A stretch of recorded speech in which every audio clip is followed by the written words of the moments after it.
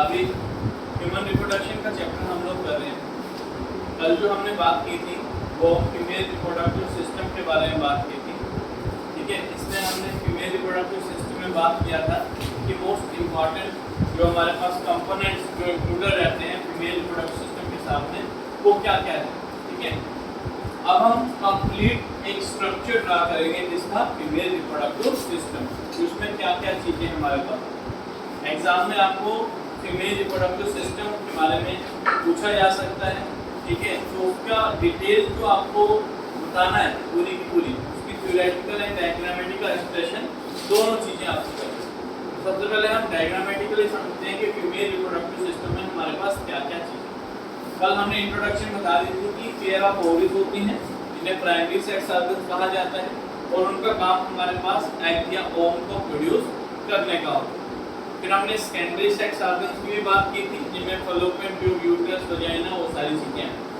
आज हम स्ट्रक्चर के थ्रू देखेंगे कि किस तरह से वो सारी चीजें आपस में जुड़ के एक फीमेल रिप्रोडक्टिव सिस्टम का स्ट्रक्चर बना। तो सबसे पहले हम यहाँ पे जो आलमंड शेप हमारे पास ओवरीज हैं उनको क्या करेंगे, दोनों साइड में ड्रा करें।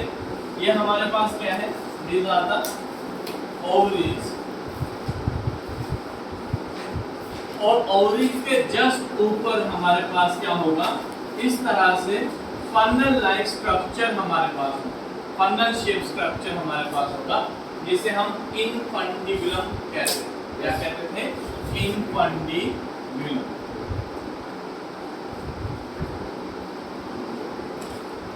और ये ओवरी जो है इसके साथ में अटैच होती है विद द हेल्प ऑफ मीसेंट्री, जिसे हम मीजो ओवेरियन का नाम देते हैं। अब यहाँ पे स्मॉल जो आपको स्मॉल जो इस तरह से एक पैच छोटा सा दिख रहा है, इस पैच जो नैरो ऊपर हो रहा है, यहाँ से तो ब्रॉड है, ऊपर जाके क्या हो रहा है, नैरो हो रहा है। इस पार्ट को हम क्या कहेंगे, that is called as ampulla. इस रीजन को क्या कहा जाएगा, एम्प्यूला। नीचे से ये ब्रॉडर है, इनफंडिबुलम है, और यहाँ पे आप देख रहे हो इस तरह से zigzag लाइक स्ट्रक्चर मैंने बताया। These are the female egg projection। इसका काम क्या होगा, जब ये हमारे पास ओवरीज एग को रिलीज करेगी तो उस एग को रिसीव यही इनफंडिबुलम करेगा। फीमेल एग प्रोजेक्शन ही इसको रिसीव करेगा और एग कहाँ जाएगा, इस पोर्शन पे, दैट इज कॉल्ड एम्प्यूला। और स्पर्म भी यहाँ पे आके क्या करेगा, इस एम्प्यूला के साथ में, एम्प्यूला वाले रीजन में उसके साथ में जुड़ेगा और फर्टिलाइजेशन करेगा। यहाँ से आगे अगर हम कंटिन्यूअसली बात करें तो ये जो स्ट्रक्चर आगे रन कर रहा है that is the fallopian tube. कौन सा स्ट्रक्चर रहेगा हमारे पास, fallopian.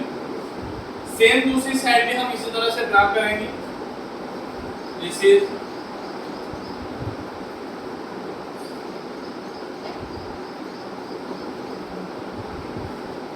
clear, ovary, it is attached with this infundibulum with the help of meso-ovarian ligaments, and this is isthmus region, and this portion जो ये आपके पास आ रहा है, it is called as fallopian tube।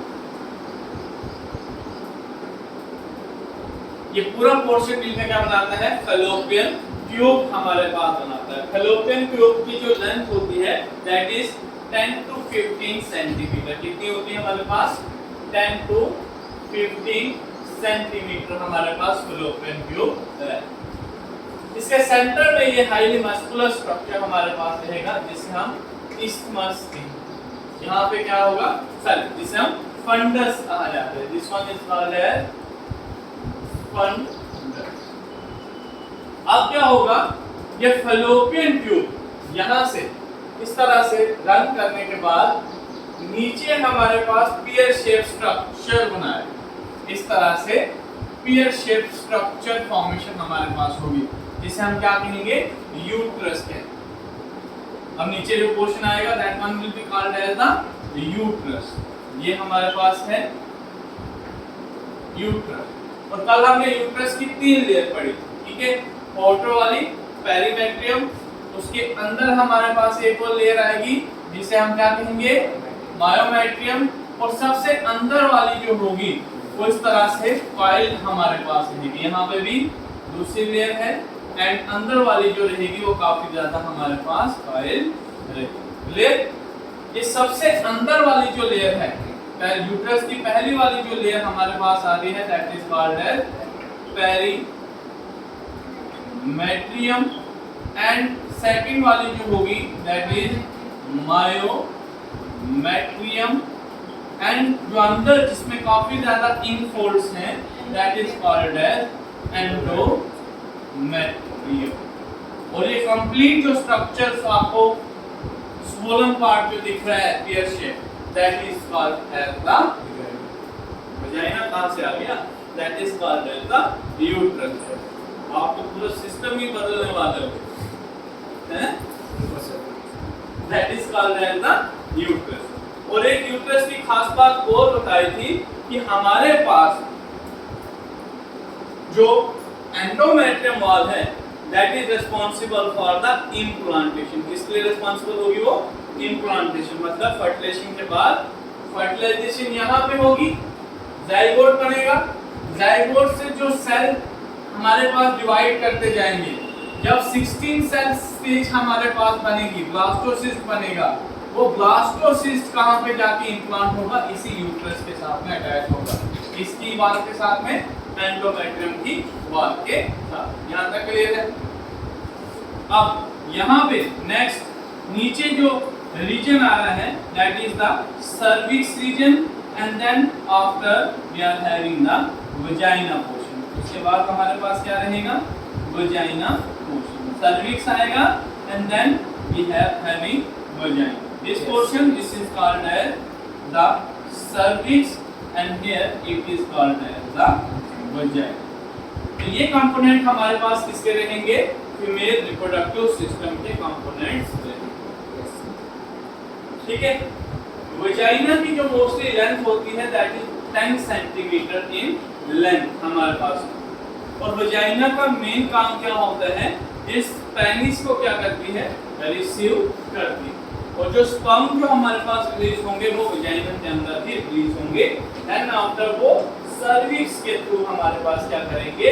Travel करेंगे, और इस एंडोमेट्रियम मतलब uterus के थ्रू होते हुए एम्पुला तक जाएंगे। क्लियर? ये कंप्लीट स्ट्रक्चर आपके पास क्या है? This is the female reproductive system. One more important thing that here the ovaries are also attached with this uterus wall। जो ovaries हैं, एक तो वो हमारे पास इस इन्फंटिबुलम के साथ भी अटैच है, लेकिन इस यूट्रस की वॉल के साथ भी हमारे पास क्या होती है? अटैच रहती है with the help of ovarian ligament. इसके थ्रू अटैच होंगी, उसे हम कहेंगे ओवेरियन लिगामेंट। क्लियर? तो इस डायग्राम की बेटा आप लोग थोड़ी सी प्रैक्टिस जो है वो अच्छे से करेंगे, बिकॉज़ द डायग्राम जो है वो इम्पोर्टेंट है। ठीक है, आपको एग्जाम में आ सकती है, इसके कंपोनेंट्स आपको पूछ सकते हैं। तो as compare to male reproductive system, female reproductive system की डायग्राम जो है वो काफी ज्यादा आसान। सिंपल थोड़ी सी प्रैक्टिस कीजिएगा और कोशिश जरूर कीजिएगा। देखिए बच्चे गलतियां क्या करते हैं डायग्राम बनाते टाइम। डायग्राम बनाते टाइम गलतियां ये होती हैं कि सबसे पहले तो हमारे पास ये ओवरीज बनानी है, उसके बाद इस ओवरीज के ही हमारे पास यहाँ पे ब्रॉडर स्ट्रक्चर कुछ इस तरह से बना। क्लियर?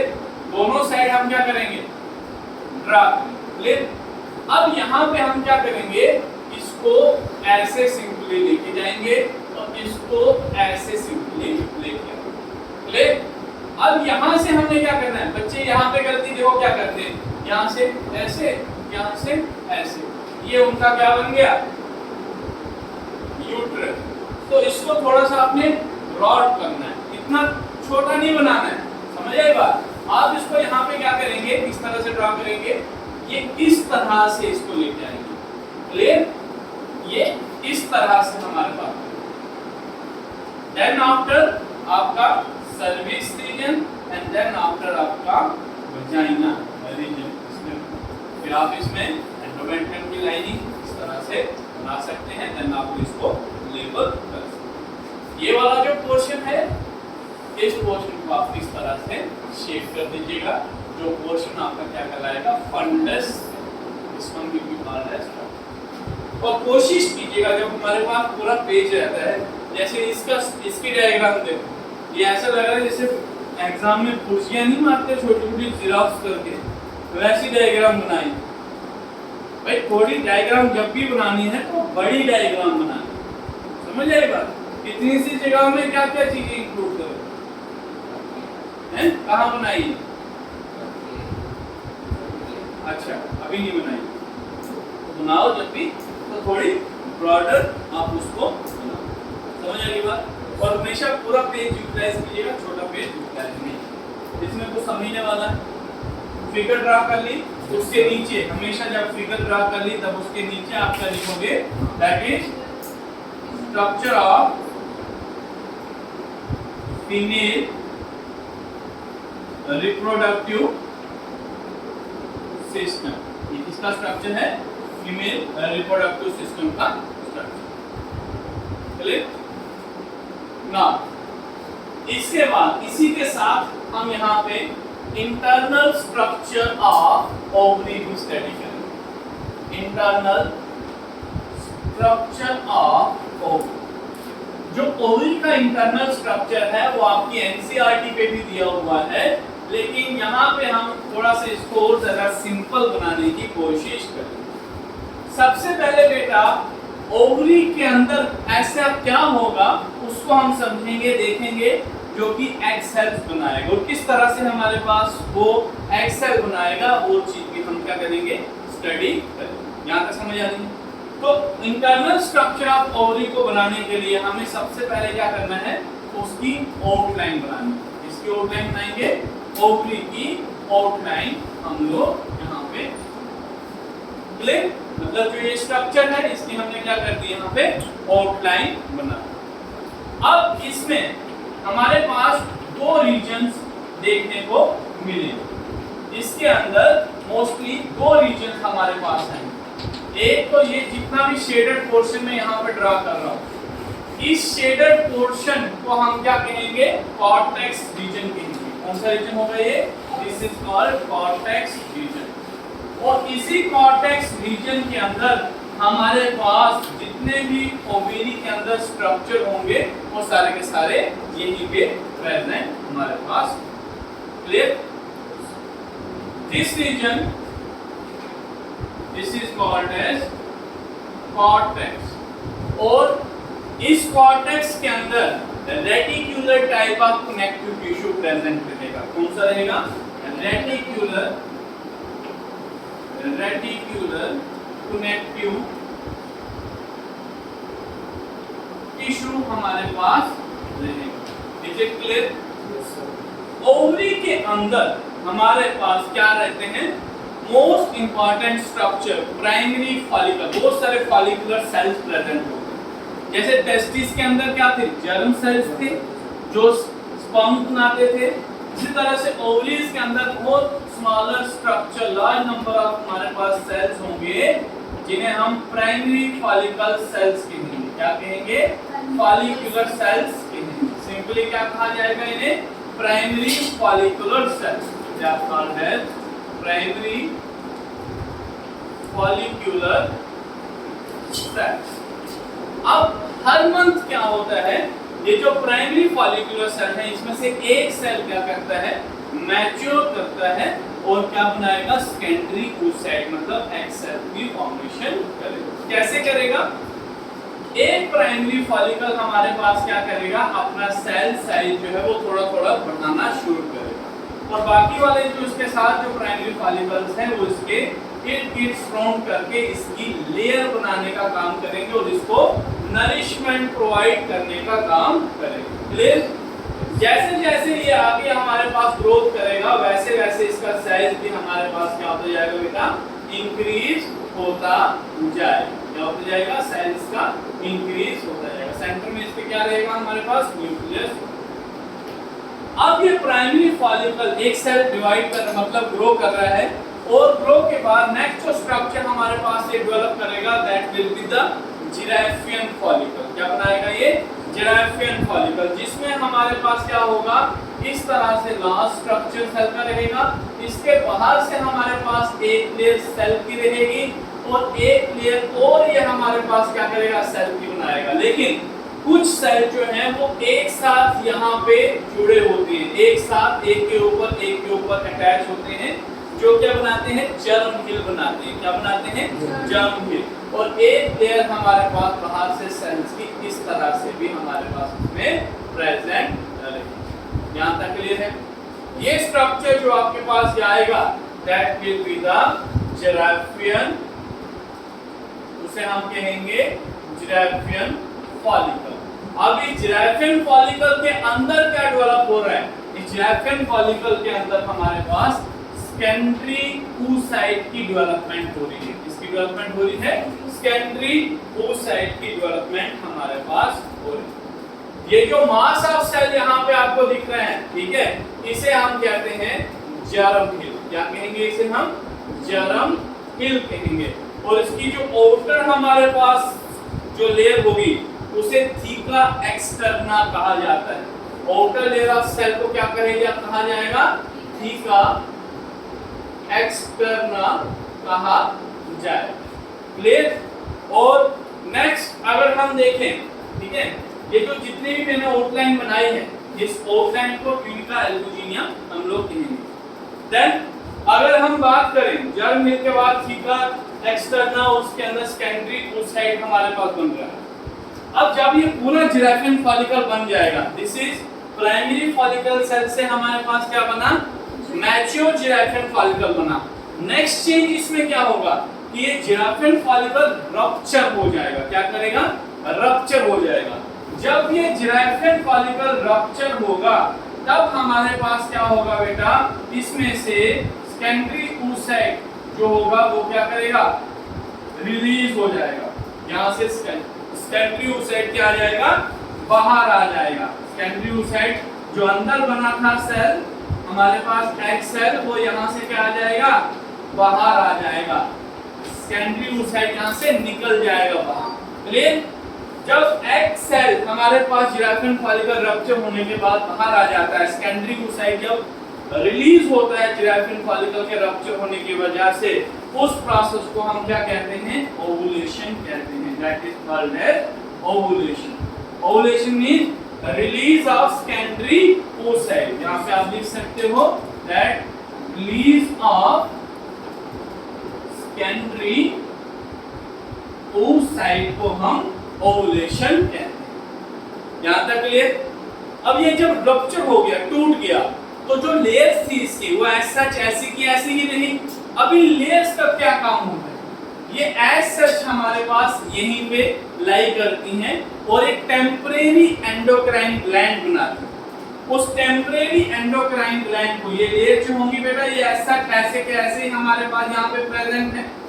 और यहाँ पे जिराफियन फॉलिकल रप्चर होने के बाद जो ये लेयर है ये बनाएगी हमारे पास एक टेम्परेरी एंडोक्राइन ग्लैंड, जिसे हम कॉर्पस ल्यूटियम कहते हैं। क्या कहते हैं, कॉर्पस ल्यूटियम कहते हैं।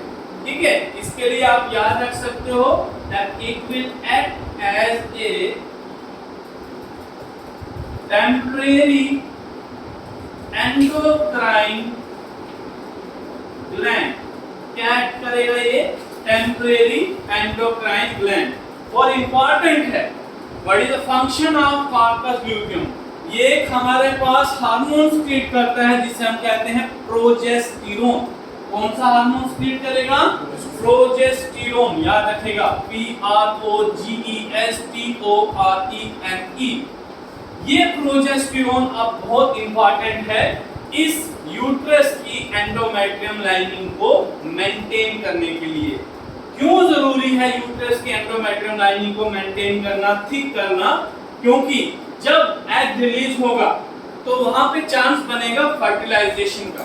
एग क्या करेगा, स्पर्म के साथ में फर्टिलाइज करेगा इन केस अगर स्पर्म उसको मिलता है। तो स्पर्म जब एग के साथ में फ्यूज करेगा तो जाइगोट बनाएगा और उसकी इंप्लांटेशन होनी है यहाँ पे यूट्रस में। अगर यूट्रस की लाइनिंग यहाँ पे मेंटेन नहीं होगी तो वो जाइगोट डायरेक्टली यहाँ से क्या आ जाएगा, वजाइना से बाहर आ जाएगा। क्लियर। लेकिन यहाँ पे ये हाईली कॉइल्ड होने की वजह से जो जाइगोट होगा वो यहीं पे स्टिक हो जाएगा, ठीक है। और उसको हाईली कॉइल्ड एंडोमेट्रियम लाइनिंग को कौन बनाएगा? That will form the corpus luteum, जो कि एक टेम्परेरी एंडोक्राइन ग्लैंड की तरह एक्ट करता है और प्रोजेस्टेरोन हमारे पास बना। अब ये क्वेश्चन जो है आपके लिए नीट के लिए भी बहुत इंपॉर्टेंट है, प्लस सीबीएसई में भी यहाँ से आपको क्वेश्चन जो है वो पूछा जाता है। सीबीएसई में क्या क्वेश्चन पूछेंगे?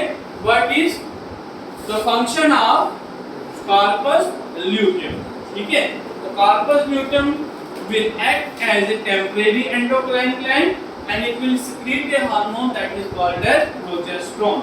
And what is the function of progesterone? It will help in maintaining the lining of the uterus for the purpose of implantation. Is it clear? एक क्वेश्चन आपको घुमा के इस तरीके से भी पूछा जा सकता है, How corpus luteum act as a endocrine gland? कैसे corpus luteum एंडोक्राइन ग्लैंड जो है वो एक्ट कर सकता है? पहले ध्यान दो बेटा, लिखना बात। कार्पस ल्यूटियम कैसे एंडोक्राइन ग्लैंड जो है वो एक्ट कर सकते हैं? कार्पस ल्यूटियम देखो, एंडोक्राइन ग्लैंड वो होता है जो कुछ हार्मोन्स की सिक्रीशन करता है। तो कार्पस ल्यूटियम भी यहाँ पे हार्मोन सिक्रीट कर रहा है, प्रोजेस्टेरोन। दैट्स व्हाई हम उसको कह सकते हैं कि वो एक्ट कर रहा है एज ए एंडोक्राइन ग्लैंड। समझ आ गई बात यहाँ तक? अब क्या होगा बेटा, अगर तो फर्टिलाइजेशन हुई है, अगर तो फर्टिलाइजेशन हुई है तो तब तो ये कार्पस ल्यूटियम हमारे पास सरवाइव करेगा और रेगुलरली प्रोजेस्टेरोन का लेवल इंक्रीज करता जाएगा। बट अगर हमारे पास फर्टिलाइजेशन नहीं हुई है ना, तो उस टाइम पे क्या है, जो ये कार्पस ल्यूटियम है इसकी हमारे पास डिहाइसेंस होती जाती है, धीरे धीरे चीजें क्या होता है, डीजनरेट होने शुरू हो जाता है। तो यहाँ पे धीरे धीरे क्या होता जाएगा, आगे जाके डीजनरेट होने शुरू हो जाएगा। फिर दोबारा से हमारे पास एक नया प्राइमरी फॉलिकल क्या करेगा, जिराफियन फॉलिकल बनाएगा, फिर दोबारा से ये साइकिल ओवरी के अंदर चलता जाएगा।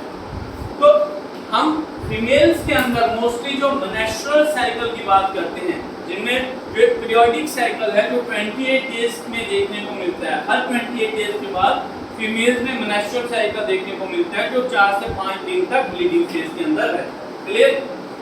उस फेज में क्या होता है, क्योंकि जो लड़कियां या जो गर्ल्स शादीशुदा नहीं, ठीक है, तो उनमें no chance for meeting the sperm with the egg cell. तो जो ये सेकेंडरी oocyte रिलीज हो रहा है, ये बिना फर्टिलाइजेशन के ही क्या आ जाएगा, इससे बाहर आ जाएगा। तो वो क्या करेगा, इस एंडोमेट्रियम की लाइनिंग काफी ज्यादा थिक होती है और कल पढ़ा था कि ये वेस्कुलर भी होती है, तो इसको ब्रेक करेगा और ब्लड जहां से भी रिलीज होगा और उस ब्लड के थ्रू सेकेंडरी oocyte हमारे पास रिलीज होगा। तो मेंस्ट्रुअल साइकिल में बेसिकली क्या रिलीज होता है, एग नहीं रिलीज होता है, रिलीज क्या होगा, सेकेंडरी oocyte, ठीक है। क्या रिलीज होता है, सेकेंडरी oocyte। ओवरी क्या बना रही है, सेकेंडरी oocyte बना दी है, सेकेंडरी oocyte से एग बनता है बाहर आके जब स्पर्म की एंट्री होती है, जिसे हम बाद में oogenesis के अंदर समझेंगे। Is it clear?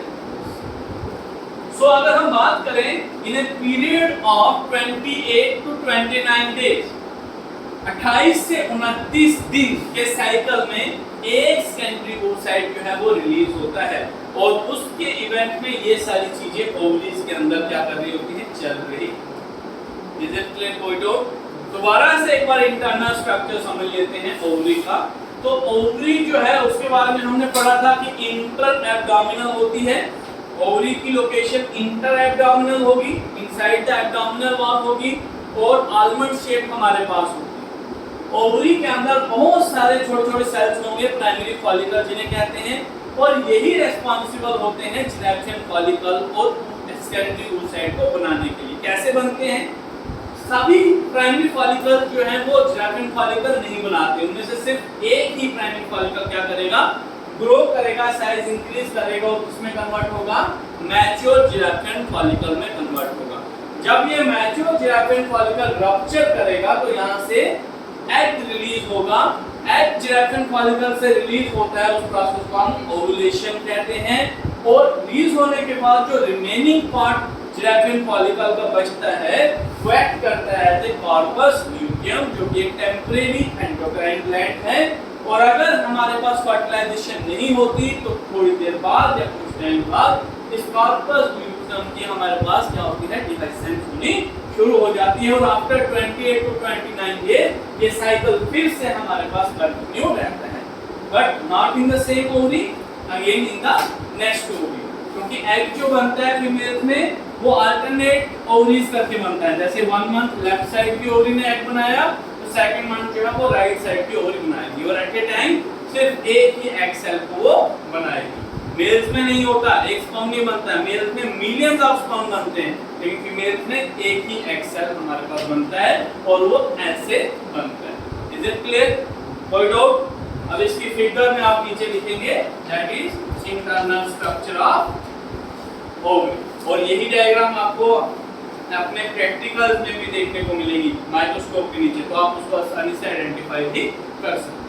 दूसरी इंपॉर्टेंट चीज यहाँ पे क्या रहता है कि ओवरी के अंदर हमारे पास जो ब्लड वेसल्स हैं इसकी सप्लाई भी काफी ज्यादा क्या रहती है, रिच रहती है।